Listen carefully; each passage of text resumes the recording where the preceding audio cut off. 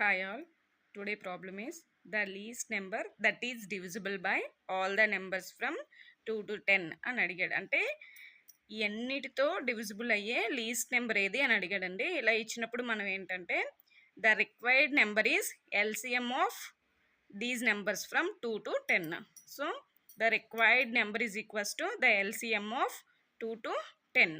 So required number కావాలంటే ఏం చేయాలండి, ఇవన్నిటికీ మనం ఎల్సిఎం తీయాలి.